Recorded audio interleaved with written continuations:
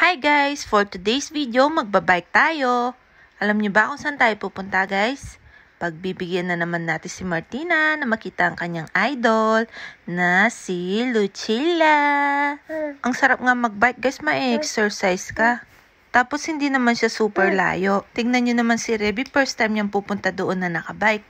Kami ni Daddy, lagi kaming nagbabike papunta doon. Kaya sanay na kami. At ayan na nga guys, nakarating na tayo. Nakapasok na din nga pala tayo. Tapos ayan si Martina, hindi niya daw makita si Lucilla. Kaya pinasan siya ni Ate Reby. Kaso hindi pa rin niya makita. Nauna na kasi kaming pumasok dahil nilak pa ni Daddy yung mga bike sa labas. At pagdating niya, pinusan na niya si Martina para makita niya.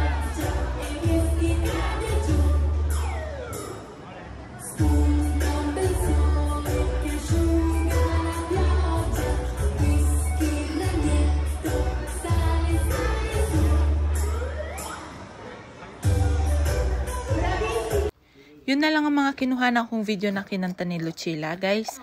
Habang hinihintay nga namin magpa-picture sa kanya, mahaba-haba pa yung pila, kaya nag-rides muna kami. Ayan nga si Ate Reby, sumakay dyan sa parang eroplano. Pagkatapos nga niya dyan, lumipat naman silang dalawa ni Daddy dun sa may roller coaster. Tapos, ayan nga, enjoy na enjoy siya. Tinatas pa niya yung kamay niya. Whee! Siyempre, dahil only rides, lumipat naman sila dun sa taas-baba. Alam nyo ba guys na libre lang yung pagsakay namin dyan, yung mga ticket namin. Dahil si Reby nag-celebrate siya ng birthday dyan, kaya libre siya ng for 1 year. Yung naman sa amin guys, dahil nakalimang timbro na ata, yung next na free na, kaya free na yan. Tapos turn na namin ni Martina, kaming dalawa naman, sumakay kami dito sa parang eroplano na ewan. Nakailang beses dyan si Martina guys kasi yan lang yung gusto niya. Tsaka yung Ferris wheel, nakakahilo pa namang mag-rides. Ayaw na ayaw ko yung umiikot guys, nahihilo ako. Kaya pag nagpupunta dito, ito lang yung sinasakyan ko. Tapos si Daddy na lahat ng sumasama sa kanya. Pag naman kasama si Zia ang kasama nila.